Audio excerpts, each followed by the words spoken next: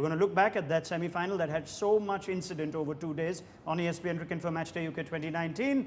Ajit Agarkar is here, calm, under pressure as he always is. Daniel Vittori would look the same no matter New Zealand win or lose, but inside is jumping up and down or something to that effect. Just more because of the performance. It was an amazing game of cricket. I think no one expected New Zealand to fight that hard. I think they were almost ridden off, and there's so many heroes for the New Zealand team, couple of near heroes for India as well. But I think New Zealand will reflect back on how well they bowled first up. They were almost perfect in those first 5 to 6 overs, and that set up the victory.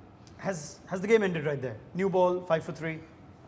Not with India's sort of longish batting. They still, you always felt, because the runs weren't enough. I don't think 240 was enough. That's why New Zealand had to get early wickets, which they did. Got Virat Kohli and Rohit Sharma out, which they did, and then just kept putting pressure. I think at some stage you always felt India were a little bit behind the rate, but Jadeja just played the innings of his life. Yeah. It's just unfortunate that it ended up on the losing team. You said, you called it half-time, that New Zealand would have to have the best bowling day of their life.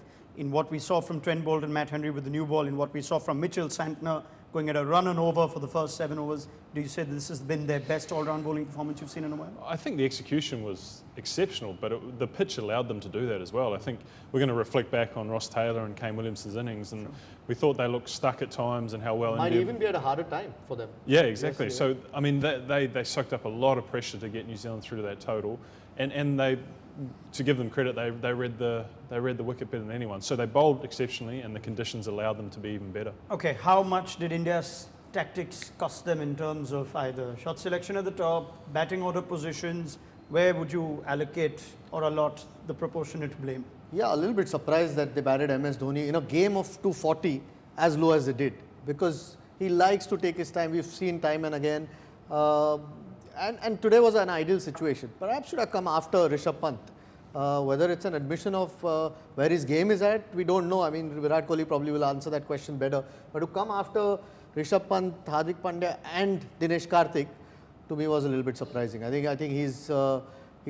he can soak that pressure up at that point, if and it's not as if he at least tries to rotate the singles. His strike rate might not be great, so I perhaps missed a trick. Well, it's the early wickets. We've seen time and again, if the top order doesn't fire, India generally struggles, which New Zealand did very well. Yes, Dan. And I thought Rishabh Pant and Hardik Pandya, I think you can critique them in 2 ways. I thought that the way they played was right on the money. Their dismissal was the thing that always people talk about. So the way they built their innings, I thought they showed some calmness and control, but obviously the pressure was getting to them, and 2 shots that they probably regret. It's almost like they did the hard work of getting in, but they can't hold back that natural instinct. Or Rishabh Pant, but you can understand that? Yeah, I mean, Rishabh Pant, he looked fantastic. Incredibly difficult for him to come out when he did. Boult and Henry bowling so well, and he looked calm, controlled, left well, defended well, and then I suppose left arm spinner versus left hand batsman, you get a little bit excited, and that's what happened.